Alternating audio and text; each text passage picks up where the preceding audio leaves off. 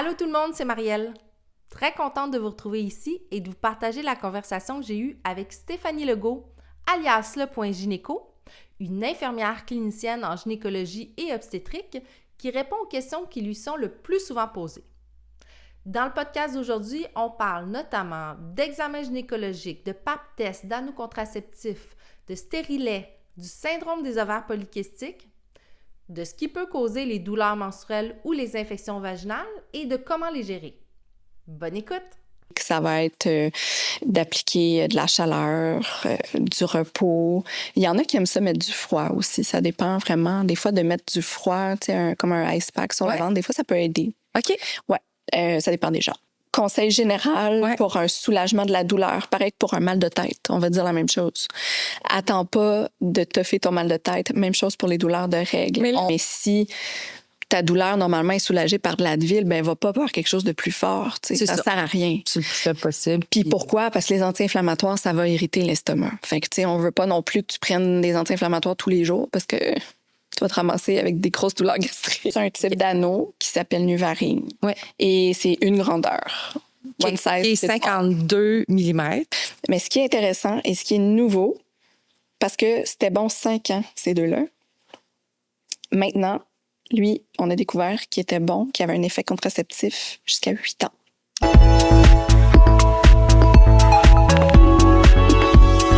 Hey, salut Stéphanie, comment ça va? Ça va bien, toi? Oui. Est-ce que tu veux commencer par te présenter, nous dire qui tu es, qu'est-ce que tu fais dans la vie? Oui, je m'appelle Stéphanie Legault. Je suis infirmière clinicienne. Puis, je travaille principalement en gynéco-obstétrique, en fait, depuis très longtemps. Et puis, c'est ça, j'ai parti ma page récemment qui s'appelle Le Point Gynéco. C'est là que tu m'as remarqué. Donc, en fait, j'ai eu l'idée de partir cette page-là parce que je voyais tellement de gens en clinique qui avaient tellement de questions, il y a tellement un manque de connaissances dans la première ligne ou même, des trucs qui sont pas donnés dans les écoles ou dans les familles, tout ça. Même les médecins de première ligne, tout ça, je vois vraiment qu'il y a une grosse lacune sur beaucoup de sujets qui est en lien avec la gynéco. Fait que je me suis dit, mais coudonc, j'aimerais ça que les gens aient ces informations-là. Je peux pas croire qu'ils doivent attendre de venir nous voir, voir des médecins spécialistes qui retentissent dans mon bureau, puis que là, je dois les informer de ça. Fait que j'ai eu l'idée de faire des capsules sur différents sujets. Puis ils sont super bonnes. Ah, merci. Et puis là, la première capsule, en fait, comment je t'ai découverte, c'est via la capsule qui disait que quand t'es menstruée, tu peux avoir un examen gynécologique pareil. Oui. Moi, là, je suis tombée en bas des nues de ça parce qu'un des premiers... Je me souviens pas exactement si c'était mon premier examen, là, mais il fallait que je passe un examen gynéco. Je m'en allais en voyage pendant 1 an. Bon, tu sais, c'était comme obligatoire là, pour savoir que j'étais en bonne santé.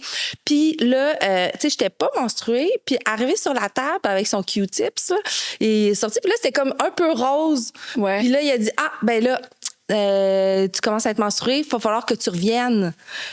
Fait que, tu sais, comme avoir su... Puis là, ça fait 20 ans, là.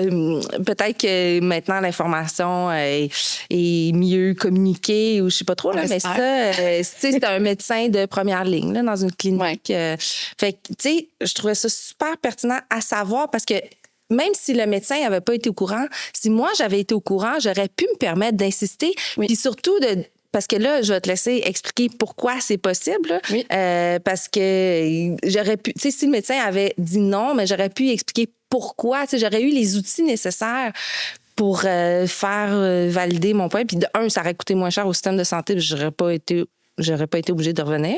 Puis t'aurais pas pris la place de quelqu'un d'autre, comme une autre fois. T'aurais pu laisser la place à quelqu'un d'autre. C'est ça. Fait que veux-tu nous expliquer comment ça que c'est possible? En fait, dans ta situation, ça me fait penser... Parce que tu disais que tu n'avais pas tes règles en allant au rendez-vous. Non. En fait, c'est sûr que oui, ça peut démarrer sans qu'on le sache, il peut avoir un petit écoulement de sang. Mais aussi, c'est parce qu'une fois qu'il fait son prélèvement, le médecin, je vais dire il pour parler du médecin en général, là, mais donc, il y a un des instruments qu'on utilise qui est une cytobrosse pour faire le pap test. Puis ça, ça fait saigner le col. Ou des fois, juste même la spatule de bois peut faire saigner le col. Fait que c'était-tu vraiment tes règles? peut-être pas. Mais là, c'était Peut-être juste, dans mon souvenir, c'était son long Q-tips, là.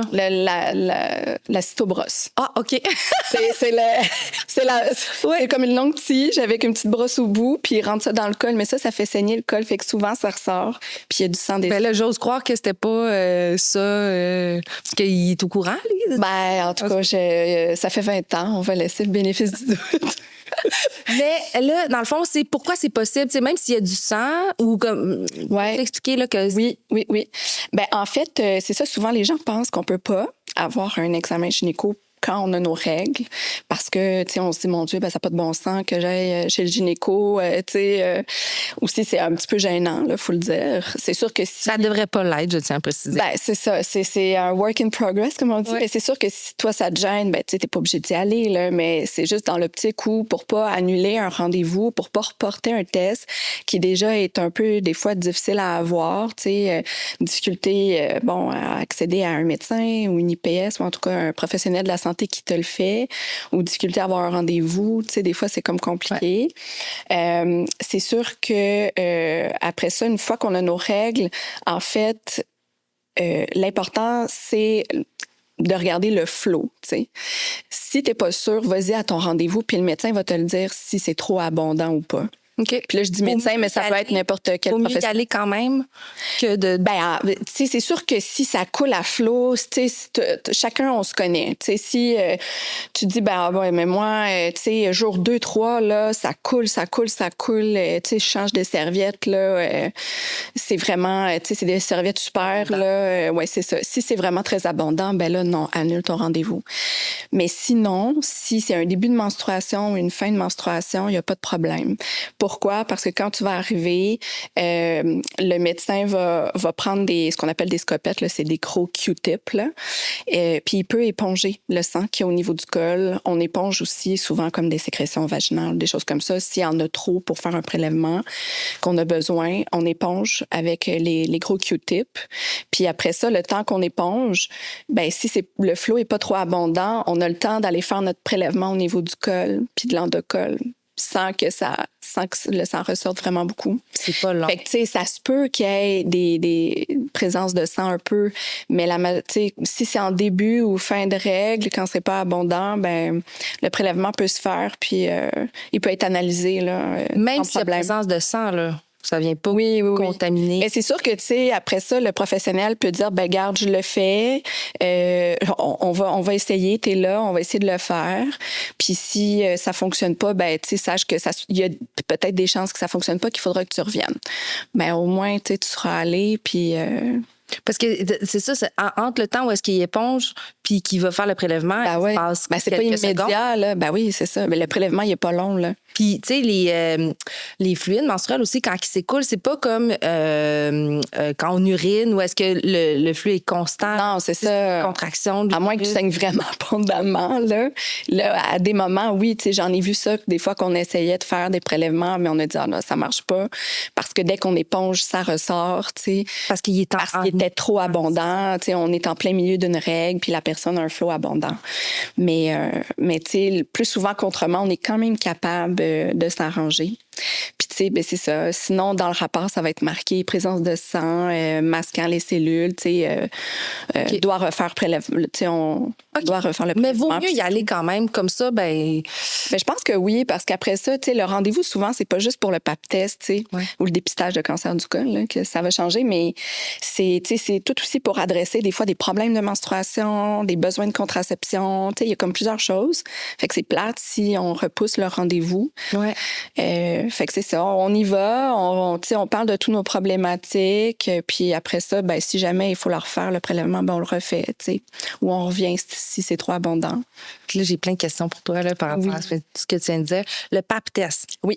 À partir de quand on le fait? Pourquoi? Alors, ben là, ce que je vais te dire, c'est, en fait, on est comme vers la fin d'une ère, une ère qui se termine. Fait que je vais te l'expliquer, mais ça va changer d'ici fin 2025. Là, tout le Québec va avoir changé. Fait que le pap test, en ce moment, c'est le dépistage pour le cancer du col de l'utérus qui se fait. C'est ça qui se fait depuis, des années. Là, je peux même pas te dire combien de temps. Et c'est à faire chaque 2 à 3 ans. À partir de l'âge de 21 ans, on le fait. Pourquoi à partir de 21 ans? Ben, pourquoi 21 ans pile? Je peux pas te dire le 21 pile, mais pourquoi pas avant 21? C'est plus de dire... Parce qu'en fait, le cancer, la principale cause de cancer du col de l'utérus, c'est le virus du VPH. Ouais. Pour lequel on vaccine maintenant aujourd'hui les jeunes garçons, les jeunes filles. Une fois qu'on est en contact avec le VPH, c'est quand on commence à être actif sexuellement. Ben, à ce moment-là, même si on est en contact avec le VPH, quand on est jeune, quand on est ado jusqu'au début de l'âge adulte, le plus souvent qu'autrement, on va s'en débarrasser du VPH. Complètement? Notre système immunitaire s'en débarrasse. Ouais. Il reste pas latent dans... Ben, il peut. OK. Ça dépend des c'est pas 100%. Oui, c'est ça. C'est pas 100%. Puis c'est sûr que, tu sais, pour une personne qui a un système immunitaire déficient, ben là, justement, ben ça, c'est des trucs différents. Là. C'est des guidelines qui sont différents. Ouais. Mais, je parle pour la majorité des gens. Souvent, être jeune en gynéco, c'est moins de 25 ans. Okay. À 25 ans, t'es rendu vieux. Oh, OK. T'es rendu vieille. Fait que quand t'es jeune, plus souvent qu'autrement, tu t'en débarrasses de ton VPH. Fait que, tu sais, même si on te teste puis on voit qu'il est positif, ben qu'est-ce qu'on ferait avec ça? Ou, tu sais, si t'as un pap test anormal, qu'est-ce qu'on ferait avec ça? Souvent, tu vas t'en débarrasser puis il y aura pas d'évolution. Okay. Après ça, même s'il est persistant, mais le cancer va pas se développer ou les cellules anormales vont pas se développer en 1 an ou 2. Là. Fait que, tu sais, on considère qu'à partir de 21 ans, pour quelqu'un qui a été active, je sais pas, en moyenne autour de 15-16 ans, tu sais, on est comme dans un 5 ans post-premier contact sexuel. Fait que, tu sais, là, on commence à dépister. Okay. Parce que ça se développe pas rapidement, un cancer du col de l'utérus. Il faut vraiment... On voit des cas de cancer chez des gens qui se sont jamais fait dépister ou qui ont eu des gros gaps, là, tu sais, qui sont pas allés consulter pendant... 5 ans, 10 ans, 15 ans même. Ben, d'où l'importance d'aller se faire dépister. Absolument. Pour intervenir Absolument. avant. Là. Absolument. Puis qu'est-ce qu'on fait si on a le VPH? Ben là, c'est ça. C'est que là, en ce moment, le test de dépistage, c'est le pap test. Le pap test va pas déceler le VPH. Il va déceler des cellules potentiellement anormales. C'est un dépistage. C'est pas un diagnostic que ça fait. Okay. Fait que, puis la spécificité de ce test-là est quand même, ben, est moyennement bonne, on va dire ça de même. Okay. C'est 65%. Fait que c'est pour ça que s'ils trouvent quelque chose, ben tu sais, on va investiguer. Après ça, s'ils trouvent rien, ben c'est sûr que c'est pour ça qu'on le refait chaque 2 ans, parce que on a peut-être manqué quelque chose, il y a peut-être des choses, tu sais, qui sont passées sous le radar. Là maintenant, ce qui va changer, c'est que on va dépister directement le VPH sur le col. Puis c'est pour ça, il est beaucoup plus précis. Donc, parce que, tu sais, si ton VPH est négatif, ben il est négatif. Tu sais, t'as pas à revenir dans 2 ans le refaire. On te donne un 5 ans. Fait que ça va être dépistage du VPH chaque 5 ans. Puis ça, c'est-tu un nouveau test qui a été trouvé ou c'est un nouveau test? Non, ça existe. Non, ça existe partout. On le faisait déjà, en fait, parce que quand tu avais un pap test anormal, si tu avais plus que, je pense que c'était 30 ans, il me semble, si tu avais plus que 30 ans puis tu avais un pap test anormal, tu faisais pas un contrôle de pap test, tu faisais un dépistage du VPH. Okay. Puis si c'était positif, tu étais référé en colposcopie. Mais là, je dis ça en général, il existe plein de résultats de pap test qui fait que, tu sais, des fois, on ferait pas le VPH, tu vas direct en colpo. Bon, en tout cas, je vais pas me perdre là-dedans, là. Mais c'est ça. Fait que c'est pas un nouveau test. Ça... Dans le fond, c'est comment qu'on y a droit. C'est ça. Parce qu'avant, on pouvait pas le faire. Il y avait vraiment des protocoles. Un protocole à respecter pour pouvoir le dépister. Okay. Alors que à beaucoup d'endroits dans le monde, c'est déjà fait depuis très longtemps. Puis c'est-tu une raison financière? C'est parce que c'est plus cher de faire ça? C'est-tu plus... Ben, en fait, le test du VPH, je pense qu'il est quand même cher, mais c'est plus précis. Puis ça va amener à faire moins d'interventions chez des patients. Tu sais, au lieu d'aller aux 2 ans, 2-3 ans, tu vas aller aux 5 ans pour ton examen gynéco. Fait que, tu sais, ça, c'est cool, là. À moins qu'il y ait des particularités, mais c'est vraiment... Fait qu'à long terme, c'est probablement économique. Ben, c'est ça. Tu sais, je sais pas les prix des prélèvements, là, mais tu sais, c'est chaque 5 ans, puis c'est beaucoup plus précis, puis ça va peut-être amener moins de procédures. Tu sais, des fois, tu avais un pap test anormal, puis là, finalement, tu étais référent colpo dans les dédales de tout ça, tu avais des biopsies au col, tout ça, pour finalement avoir rien. Fait que, tu sais, je pense que, en tout cas, on espère que ça va améliorer la prise en charge des patients. En tout cas, c'est une bonne nouvelle. Fait que d'ici la fin 2025, ça devrait arriver. Ben là, ce qui est dit, en fait, c'est fait déjà à plusieurs endroits au Québec. OK. Mais Montréal, on est les derniers. Ah, c'est drôle, d'habitude. Ouais. C'est l'inverse, là. Je pense que les labos, il fallait qu'ils se préparent là, à recevoir. On a quand même. C'est ça, on a quand même la moitié de la population du Québec. Je pense qu'il fallait qu'ils se préparent. Puis, tu sais, dans les dernières années, les labos ont été occupés à d'autres choses, comme la COVID, comme la rougeole, comme... Fait que je pense que c'est ça. Mais là, ça se rapproche de Montréal. Mais d'ici fin 2025, Montréal devrait avoir emboîté le pas. Puis là, tantôt, quand tu nous as parlé, tu sais, si jamais votre flux est trop abondant, annulez pas votre rendez-vous parce que le pap test, c'est juste une partie du rendez-vous. Oui. On peut parler de nos douleurs menstruelles. Ou tout ça. Veux-tu nous parler un petit peu, c'est quoi les types de douleurs qu'on peut avoir? Parce que des fois, on a des douleurs puis on fait même pas l'association avec notre cycle menstruel. Ouais. Veux-tu nous parler un peu du type de douleur qu'on peut avoir? Puis après ça, qu'est-ce qu'on peut faire? Ben, tu sais, c'est sûr qu'évidemment, il y a la douleur dans le bas du ventre. Là. Ça, c'est comme le classique. Là, pendant les menstruations. Pendant les menstruations, oui. C'est sûr que c'est une douleur aussi. Souvent, la façon que c'est fait, ça va irradier. Tu sais, la douleur dans le bas du ventre va irradier dans le dos. Fait que souvent, les gens vont avoir beaucoup mal dans le bas du dos. Ouais. Puis ça peut même faire toute une ceinture, là, tu sais. Ça peut partir d'en avant, aller jusqu'en arrière. Des fois, pour des gens qui ont des douleurs plus fortes, ça peut même irradier dans les cuisses. On voit beaucoup ça. J'ai mal aux cuisses, j'ai vraiment mal. Puis évidemment, il y a tous les autres inconforts qui peuvent venir avec, là, les maux de tête. Puis les douleurs du ventre là, qui peut irradier, c'est causé par quoi exactement? Ben c'est la façon que c'est fait avec l'utérus, les ligaments, tout ça, comment c'est innervé, puis les ligaments qui rattachent, mais ça se rejoint dans le bas du dos. À cause du gonflement de l'utérus dû aux menstruations, dû à l'endomètre en fait. Là, Oui, ben tu sais, dans le fond, des crampes menstruelles, c'est l'utérus qui se contracte. C'est ça. C'est comme des mini-contractions. C'est ça. Petit accouchement. C'est ça, un petit accouchement. Il y en a pour qui c'est un plus gros plus grosse douleur que d'autres. Mais oui, c'est ça. C'est vraiment des contractions de l'utérus. Il y en a qui vont rien sentir, qui sont très chanceuses. Ouais. Il y en a que ça va être léger, il y en a que ça va être plus dans la norme, puis il y en a que ça va être hyper souffrant, là, hyper incapacitant, qui vont... Puis là, il y a les contractions de l'utérus et il y a aussi, je pense, au niveau du col de l'utérus, tu sais, quand on accouche, entre guillemets, des petits caillots. Oui. Il y a ça aussi là, qui peut... oui, ben c'est ça, tu sais, ça contracte, fait que ça fait sortir le sang. Puis des fois, si des gens ils ont un flux plus abondant, tu sais, des fois, il y a des caillots qui vont sortir aussi. Ou même des fois, des gens qui ont un petit spotting, là, tu sais, qui ont des règles vraiment peu abondantes, mais ça va être vraiment comme des filaments plus solides, si on veut, là, plus claireux. Puis, mais même malgré ça, des fois, il y en a qui peuvent avoir des assez bonnes douleurs. Puis ça a-tu rapport à la dilatation du col?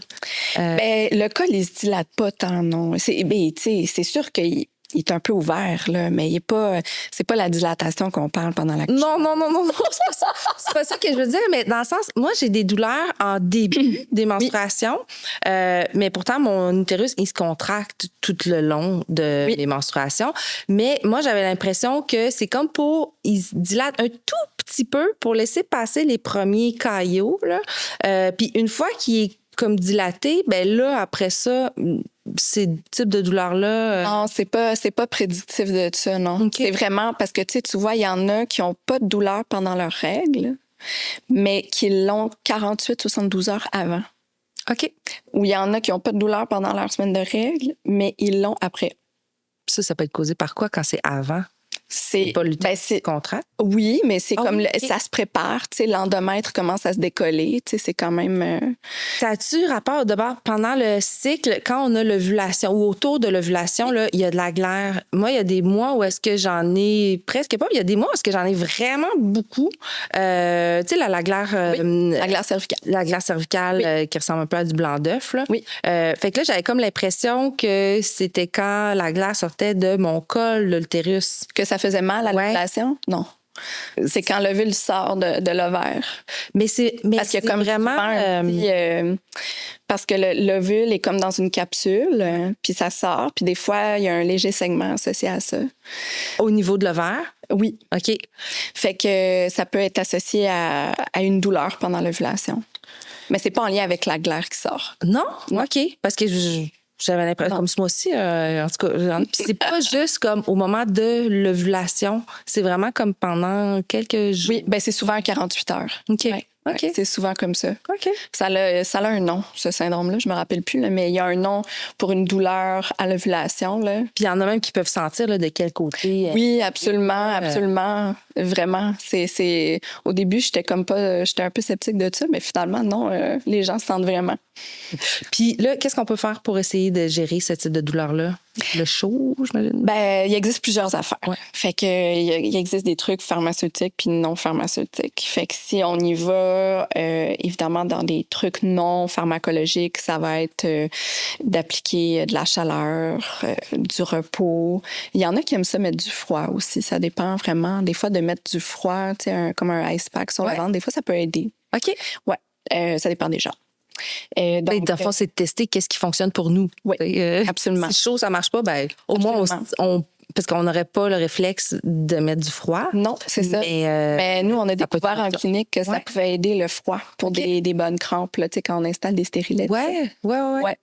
Dû à l'inflammation, j'imagine? On sait pas. Il n'y a pas d'explication scientifique. Je pourrais dire, c'est peut-être parce que ça gèle un peu la peau, fait qu'on dirait que ça fait peut-être comment on appelle ça? Ça fait comme une distraction. Ça fait comme la théorie du portillon. Là, tu crées un truc ailleurs pour distraire le cerveau. C'est peut-être plus en lien avec ça qu'un truc vraiment scientifique. Là. Et puis là, j'ai vu un post sur Instagram d'une fille qui montrait son ventre. Elle était toute brûlée.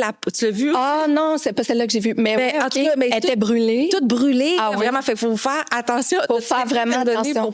Pas qu'on se brûle avec notre sac magique? Avec le sac magique, avec le froid, avec n'importe quoi, c'est comme quand on se met une bouillotte, peu importe, ou un pad chauffant, ça peut vraiment causer des brûlures. Là, fait que ça, non, mais c'est ça. Faut pas le mettre directement dessus. Il faut mettre une serviette puis mettre le truc par-dessus. Oui, parce que là, tu sais, on veut faire une distraction, mais on veut pas faire une distraction quand les douleurs, les menstruations sont finies, puis que là, ça fait... Puis la brûlure, ça dure plusieurs jours. Là. Oui, puis c'est pas cool. Tu sais, c'est souvent un premier degré, là, c'est plaqué rouge. Tu sais, oui, c'est ça. C'était vraiment tout plaqué.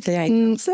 Ouais. Quand t'as mal, à un moment donné, t'es comme un peu désespéré. Ah ouais, on n'en peut plus. Tu veux trouver absolument une solution. Là. Fait que le froid, le chaud, le repos, il y en a qui vont aller un petit peu plus loin, qui vont prendre des trucs un peu des produits naturels. Ça, je pourrais pas conseiller quelque chose en lien avec ça, par exemple. Je suis pas ferrée là-dedans, mais ça existe. Et il y a le TENS qu'on appelle, tu sais, pour quelqu'un qui a vraiment beaucoup de douleur, qui a pas mal tout essayé, que même les médicaments, souvent, ça fonctionne pas.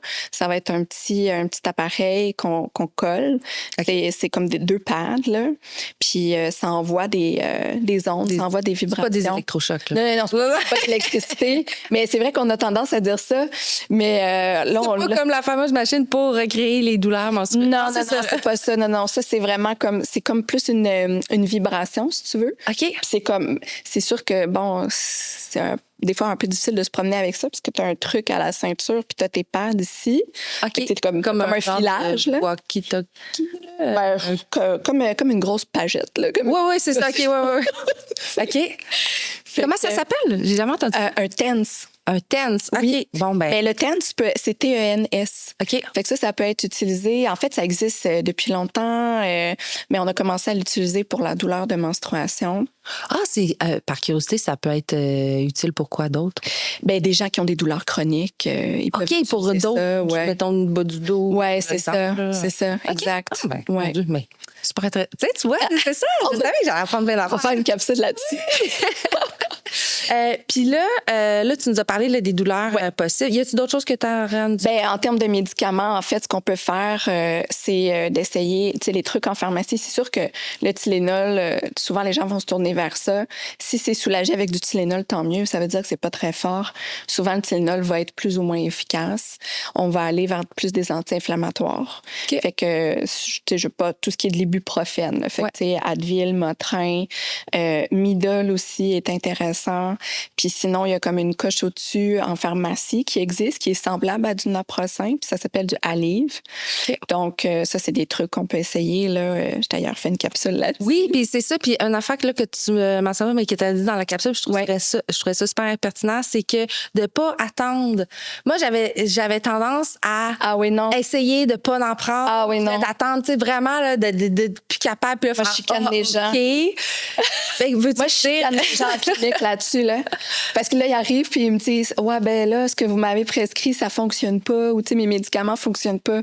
Puis là, je dis « Mais quand est-ce que tu les prends? » « Ouais, ben je les prends, ça fait 2 jours que j'ai mal, puis je me tords de douleur à terre. Puis là, j'essaie de prendre mon naproxen. Tu sais, puis là, je suis là « Ouais, non, mais là, ça marche pas. » En fait, c'est pour n'importe quoi. Tu sais, pas juste gynéco, là, mais... Conseil général pour un soulagement de la douleur. Pareil que pour un mal de tête. On va dire la même chose. Attends pas de toffer ton mal de tête. Même chose pour les douleurs de règles. Mais là, moi, j'ai un début de mal de tête, je bois full d'eau. Parce qu'en fait, c'est correct. Prendre de médicaments. C'est correct d'essayer de dire, bon, je prends de l'eau, je prends un café, je sais que ça passe. Mais si rapidement tu vois que ça passe pas, mais prends tout de suite quelque chose pour la douleur. Parce qu'en fait, si tu tardes à en prendre, ben là, tu vas devoir prendre quelque chose de plus fort. Puis tu vas devoir probablement avoir besoin de plus de doses du médicament pour te soulager. Okay. Au lieu de prendre 2 Tylenol, mon mal de tête est fini, puis j'ai plus rien à prendre, puis c'est correct, ça a passé. Ben finalement, si tu t'offres ça longtemps, puis que ça fait 8 heures que tu as ton mal de tête, puis finalement, ça vire, je sais pas, toi, tu fais des migraines, ça vire en migraine. En tout cas, là, t'es plus capable. Il y a moins de choses qui vont te soulager Parce à ce que, moment-là. dans le fond, l'inflammation, au début, elle commence tranquillement, puis ça fait un peu de douleur. Puis si on attend trop, ben là, l'inflammation est trop avancée, puis c'est trop difficile de la calmer. Là. Oui, puis c'est aussi notre perception de la douleur. Tu sais, quand on commence à avoir mal, souvent, tu sais, de prendre quelque chose tout de suite, ça va nous aider, ça va éviter comme une escalade, tu sais, justement, parce que ça... Ouais, parce que la douleur va vraiment augmenter. Et là, l'autre fois, j'ai entendu, il faudrait maximum prendre pendant 10 jours par mois des médicaments anti-inflammatoires, etc. Oui, ben on essaie d'y aller avec le plus faible possible, tu sais. Fait que tu prends pas... tu sais, si tu commences à avoir mal au ventre, tu sais, ça dépend pourquoi tu es connu, mais si toi, tu es connu pour de la douleur extrême, oui, prends-toi ton naproxen, puis attends de voir qu'est-ce que ça donne. Mais si ta douleur, normalement, est soulagée par de l'Advil, ben va pas voir quelque chose de plus fort. Ça sert à rien. C'est le plus faible possible. Puis pourquoi? Parce que les anti-inflammatoires, ça va irriter l'estomac. Fait que, tu sais, on veut pas non plus que tu prennes des anti-inflammatoires tous les jours parce que tu vas te ramasser avec des grosses douleurs gastriques. Puis est-ce qu'on s'habitue aussi? Est-ce que c'est moins efficace? Ou non, il n'y a pas de tolérance. Là, okay. Non. C'est pas comme des narcotiques ou des choses comme ça. Puis d'ailleurs, si on est rendu à aller consulter à l'urgence pour prendre des narcotiques pour soulager notre douleur de règles, il faut consulter un médecin. Pour savoir la cause aussi. Là, ben oui, investiguer s'il n'y a pas quelque chose sous-jacent à ça. Parce qu'il y a de la douleur de règles normale pendant les règles, mais il y a de la douleur qui peut être provoquée. On peut avoir des kystes aux ovaires, on peut avoir une anomalie aussi à l'utérus. Il y a différentes formes d'utérus, différentes variantes. Fait que des fois, ça peut créer de la douleur. Fait que c'est mieux d'aller investiguer pour être sûr. Puis est-ce que de prendre la pilule en continu ou de l'anneau contraceptif ou tout autre type de contraception hormonale, est-ce que quand on a vraiment des douleurs, est-ce que c'est vers là que vous dirigez? Ou... Ben, Ça dépend vraiment du besoin de la personne. OK. Parce que, tu sais, il y en a qui voudront pas. Il y en a qui auront pas un besoin de contraception. Puis il y en a qui voudront pas aller vers un traitement hormonal. Fait qu'on va plus aller vers des anti-inflammatoires. Il y a différentes sortes qu'on peut prescrire de plus, tu sais, que qu'est-ce qui est prescrit, qu'est-ce qui est dispo en pharmacie.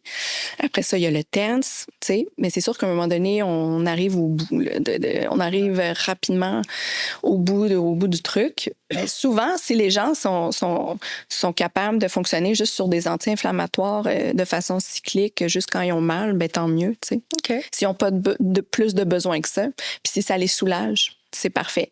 Après ça, pour des gens qui ont, chez qui ça fonctionne moins, des gens qui ont ultimement un besoin de contraception aussi ou qui veulent tenter ça, parce que souvent les douleurs, c'est, tu sais, ça arrive que les gens viennent consulter juste pour de la douleur, mais souvent il va y avoir d'autres choses aussi, tu sais, des règles irrégulières, des règles trop abondantes, trop fréquentes. Fait qu'à ce moment-là, ben c'est sûr que sur un anti-inflammatoire, ça fait rien là-dessus. Non. Fait qu'on va aller vers une option hormonale pour essayer de contrôler le cycle menstruel puis d'atténuer les menstruations. Puis moi, j'ai conçu un disque menstruel Oui. et qui convient à la plupart des personnes. Oui. Il n'y a aucun produit menstruel qui convient à absolument toutes les personnes, mais ça convient à la plupart des personnes. Puis là, il y en a qui me disent, mais comment tu fais pour savoir que ça convient à la plupart des personnes? Et là, dans le fond, c'est un petit peu basé sur le principe de l'anneau contraceptif. Oui. Est-ce que tu veux nous en parler de l'anneau contraceptif? Comment ça marche? Est-ce qu'il y a différentes grandeurs? Ben oui, j'en ai même apporté un. Oui. Alors, bon, c'est sûr que là, ça, c'est pas tout ça. Là. Ça, c'est parce que ça va là-dedans. Donc, l'anneau contraceptif, c'est ça ici. C'est juste l'anneau. Là. Il n'y a rien, il n'y a pas de fil, là, comme le stérilet. C'est juste l'anneau. Puis, dans le fond, comment ça fonctionne? Ben ça, c'est flexible, un peu comme les produits menstruels, comme la coupe ou comme le disque. Donc, c'est très malléable. Oui. Et à l'intérieur, il y a des hormones qui sont libérées. Il y a de l'estrogène et de la progestérone. Fait que c'est une méthode combinée. Fait qu'il y a les deux hormones dedans. Fait que c'est sûr que s'il y a une contre-indication à prendre des estrogènes, la personne ne peut pas prendre ça. Il y a juste un type d'anneau contraceptif. Il y a juste un type d'anneau qui s'appelle Nuvarine. Ouais. Et c'est une grandeur. Qui est 52 mm. Je ne l'ai pas mesuré. Oui, je te confirme. Oui. Là, tu l'as mesuré. Oui, je te confirme. Les grandeurs. 52 mm. Okay. Et c'est fait pour convenir à la plupart des personnes. Exact. Y a-tu des personnes pour qui ça marche pas? Mais il y a des personnes qui vont pas aimer ça.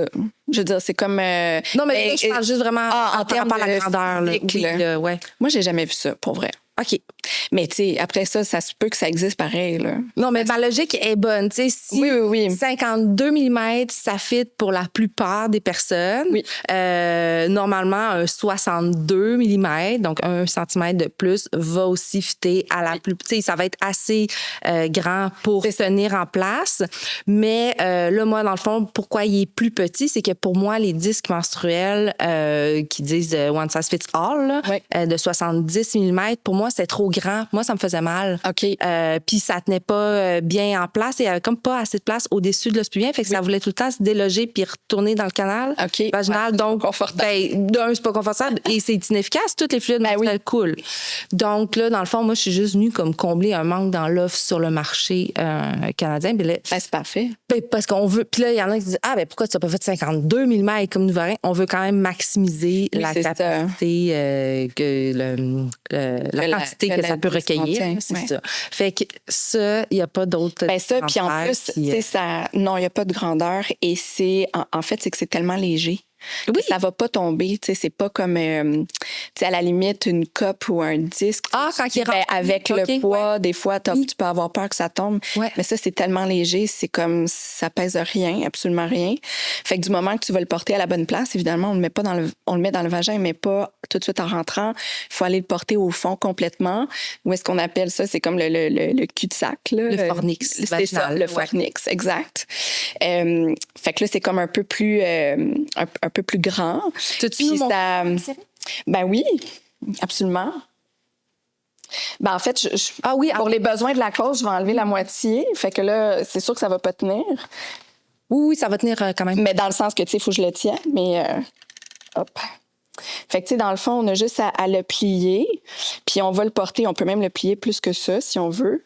Ah, on mais va le attends, porter. c'est pas nécessaire de... On Non, peut juste non. le pincer en On fait juste le pincer en deux, mais si on est... Ah non, mais parce que les coupes menstruelles de type traditionnel, faut que tu plies comme 2 fois. Ah, Fait que là, il y en a beaucoup, quand ils voient mon disque, ils essayent de le plier 2 fois. comme tu viens de le faire. En 4 fois, Oui, ouais, non. c'est ça. Fait que là, je sais, Non, on n'a pas besoin. Ça Mais fait c'est une parce forme que- de 8, là. Oui, c'est ça. Exact, comme ça ici. Mais il y en a qui sont comme stressés de rentrer ça, tu sais. Fait que juste pour le rentrer, on peut comme juste replier, mais après ça, lâcher, tu sais. Je sais pas si tu comprends ce que je veux dire. Ben, je comprends, mais en même Parce que temps, je trouve que ça a l'air moins intimidant d'avoir une petite affaire qui est gros comme un tampon que d'avoir la boule. D'avoir la boule, oui, Ouais, c'est ça. là. Après Ben ça, là, chacun, c'est ça. chacun fait son truc dans la salle de bain. Et C'est ça. chacun va figurer comment il est le plus à l'aise. Mais bref, oui, on le pince comme ça, puis on va l'insérer dans le vagin. Puis dans le fond, comment ça marche? Ben lui, il est comme trop gros pour le vagin actuel, là, mais en fait, s'il y avait l'autre moitié, ça irait bien. Il va se déplier parce qu'on voit ici... On voit ici que le vagin est vraiment plus large au fond, où est-ce qu'il y a le col de l'utérus. Ça, c'est le col ici. Fait que l'anneau... En fait, c'est à cause, corrige-moi si je me trompe, c'est parce que le canal, lui, est entouré des muscles du périnée. Donc, tu sais, c'est plus... c'est moins large, là, comme tu viens de dire.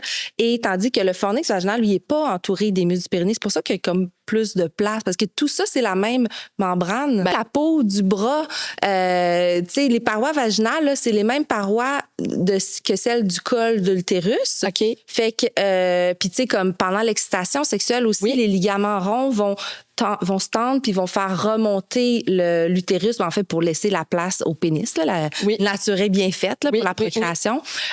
Donc, c'est pour ça qu'il y a comme plus de place aussi. Là, Puis oui, puis durant l'excitation aussi, le vagin va s'étirer, le vagin va s'allonger, tu sais, plus. Oui. Donc, Catherine de la France Raymond, qui est physio en rééducation périnéale, elle me disait, tu sais, c'est comme un petit peu raboteux. Là. Oui, c'est ça. Fait que, tu sais, c'est comme un accordéon qui... C'est ça, on le voit bien ici. Oui, c'est ça. Fait que bref, c'est ça, il va se loger au fond. Fait que, tu sais, il va vraiment être pas pris, mais tu sais, il est au-dessus de l'os pubien. Tu sais, c'est les os du bassin, dans le fond, qui il va être comme tenu là. C'est ça. Oui. Fait qu'on peut même le garder lors des relations sexuelles. Oui. Ah oui, tout comme c'est sûr que bon, il y en a qui aiment pas, qui ont peur, tu sais, bon, ils peuvent l'enlever là, c'est jamais mauvais. C'est juste que si tu l'enlèves pour ta relation, ben après ça, faut pas que tu oublies de le remettre. Parce que là, on va perdre le... Combien de temps qu'on peut l'enlever sans je me rappelle l'efficacité? Je pense que c'est-tu comme... je pense que c'est une couple d'heures. OK. Fait que... C'est comme un 7 heures. Mais là, c'est sûr que plus tu laisses en dehors, plus tu as de risques d'oublier de remettre. Non, c'est ça. Je dirais finalement de le laisser, c'est juste plus simple. Oui, c'est ça. Mais si, mettons qu'il était tombé ou qu'on l'a enlevé... Oui, non, c'est pas grave. On le remet le plus tôt possible. Là. C'est ça, exact. Le plus tôt possible, c'est vraiment pas grave. Des fois, il peut bouger aussi avec toutes les sécrétions vaginales, les sécrétions cervicales. Des fois, on peut simplement le retirer. On va juste le décrocher avec notre doigt, puis on peut le rincer puis le remettre, tout simplement. OK. On peut faire ça après la relation sexuelle aussi, si on veut être sûr qu'il est bien en place. Là. Ouais. Les infections vaginales, comment on fait pour les prévenir? Comment ça arrive? En fait, une infection vaginale, il y en a différentes sortes, mais à la base, c'est un débalancement de la flore. Parce que, tu sais, le vagin, c'est une muqueuse, comme le dedans de notre bouche, comme nos intestins.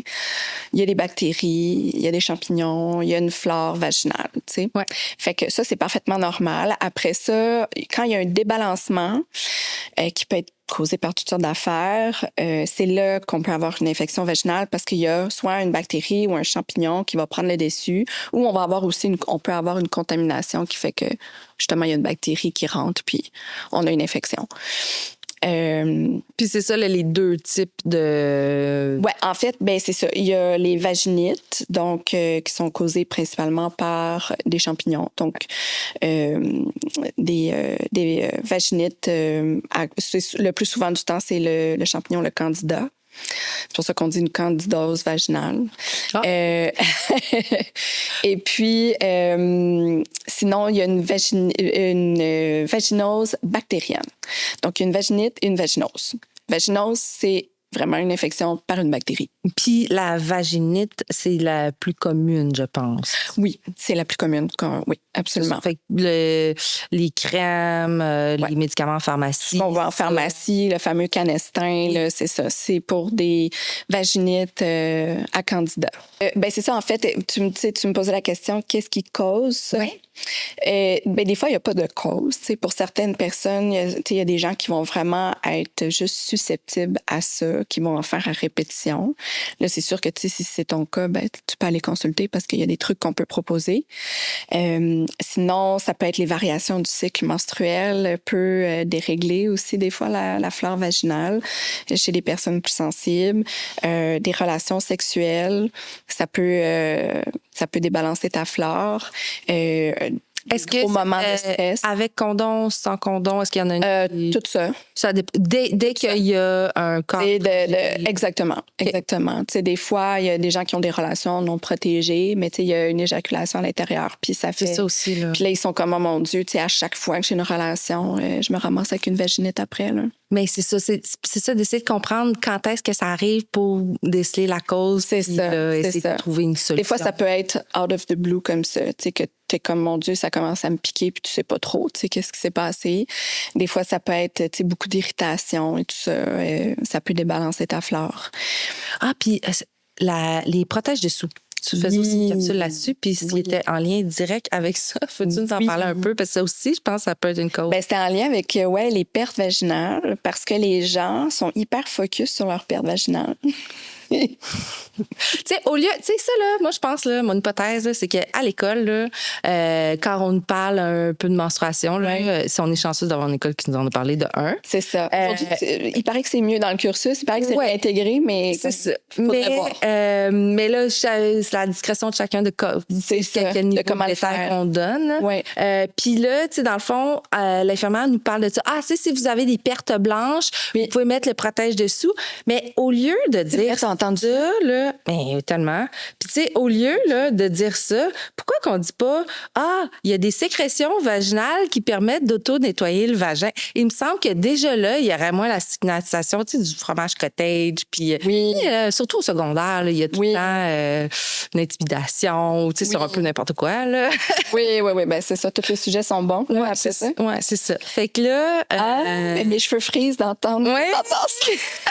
Puis moi, pour que je frise, ça en prend. Fait que là, les protèges dessous, ça peut de un. Donc, c'est archi mauvais. J'ai juste ça à dire. Mais pourquoi? Évidemment, non, mais tu sais, évidemment, quand on a nos règles, on peut mettre des protèges dessous, des serviettes sanitaires, là, tu sais, je veux dire, c'est correct, là. Mais de mettre des protèges dessous parce qu'on a des pertes vaginales, c'est un gros X. C'est comme jamais. Jamais comme dans jamais. À cause de l'effet hermétique qui vient avec. En fait, on le sait, hein, quand on a nos règles, c'est-tu confortable, une serviette sanitaire? Moi, je suis pas grave. Ben, c'est pas pour rien qu'il y a eu d'autres produits qui ont été créés. Ouais. Donc, ça, c'est pas confortable. Ça fait beaucoup d'irritation au niveau des organes génitaux. Puis, ça crée un milieu humide. Même si c'est super absorbant, là, il y a quand même de mettre quelque chose, point, ça crée une humidité. Fait que c'est sûr que, tu sais, bon, on a des sous-vêtements et tout, mais après, si tu vas mettre quelque chose en plus dans ton sous-vêtement, dès que ça conserve les fluides soit menstruels ou les pertes vaginales, les sécrétions vaginales. C'est sûr que, tu sais, pendant des menstruations, c'est OK là, de le faire, parce qu'on n'a pas le choix, là. Mais après ça, que pour des pertes vaginales, non, parce que ça va vraiment créer un milieu humide, créer de l'irritation. Puis qu'est-ce que ça va faire comme conséquence? Ben, ça va t'en faire plus de pertes vaginales encore. C'est ça, parce que c'est le corps comme qui saute. Oui, il saute. Parce qu'il dit, oh mon Dieu, il peut y avoir la prolifération de bactéries. Parce que plus tu es irrité, ben là, plus tu vas commencer à sécréter aussi des pertes et tout. Fait que, tu sais, moi, je vois tellement de monde en clinique, là. Puis même, tu sais, moi, je travaille beaucoup avec les ados. Je fais beaucoup de la gynéco-pédiatrique, là, fait que du 0 à 18 ans. OK. Et il y a tellement de mamans qui me disent, oui, mais elle a des pertes vaginales. Oui, mais OK.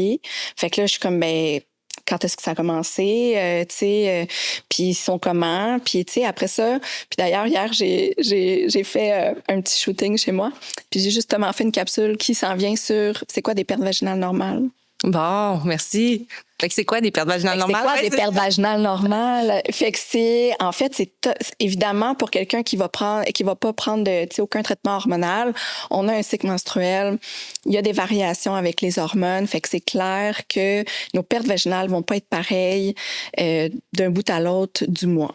Tu sais, tantôt, tu me parlais des glaires cervicales, mais t'as pas ça tout le mois. T'sais. Non, moi, c'est ça. Fait que c'est ça. Fait qu'il y a des moments, en fait, la normalité, c'est que les pertes vaginales, souvent, vont être comme blanchâtres, crémeuses un peu, des fois un peu jaunâtres, des fois plus transparentes, dépendamment du moment du mois. Donc ça, c'est normal. C'est vraiment comme de la crème à main, là. Il n'y a pas de... Ouais, non, c'est ça. Il n'y a pas de grumeaux dedans. Oui. S'il y a des grumeaux, ouais, c'est ça. S'il y a des grumeaux, c'est une autre affaire. Mais tu sais, normalement, c'est quand même... ça peut être un peu visqueux.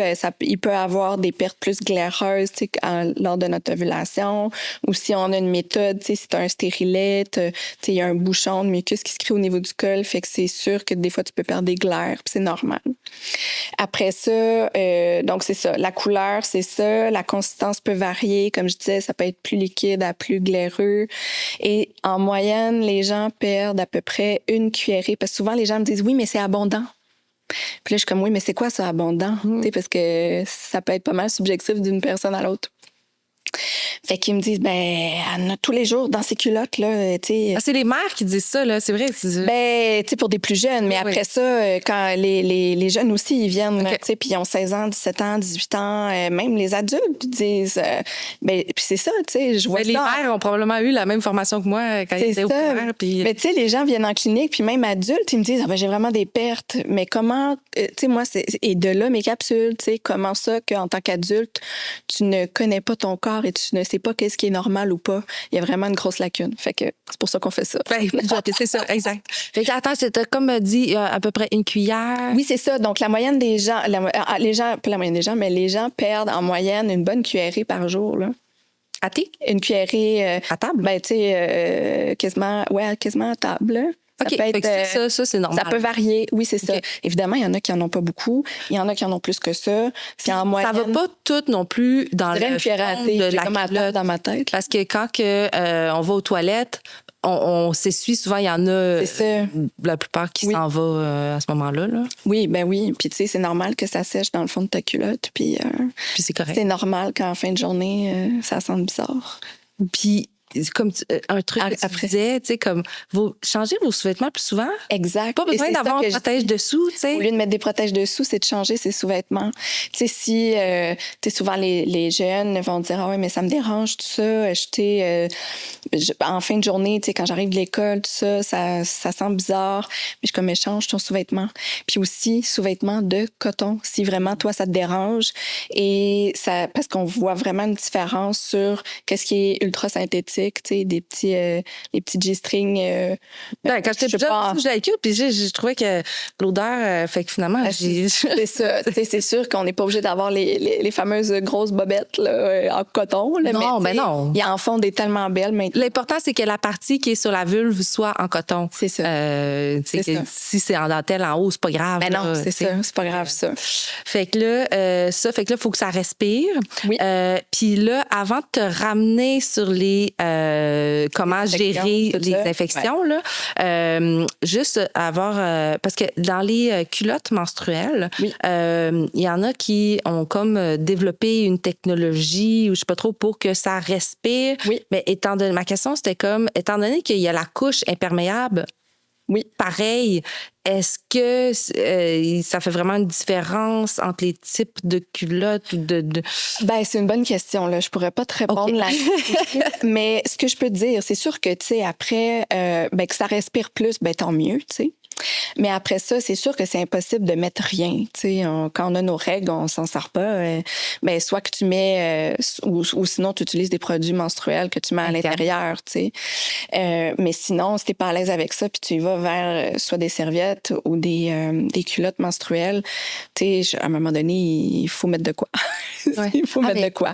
Mais tu sais, ça sera pas. Tu vas pas avoir une vaginite parce que tu mets ça pendant tes règles. Tu sais, c'est pas. Moi, ce que je parle, c'est pas durant la période menstruelle. C'est vraiment tout le reste du mois, là. Ouais.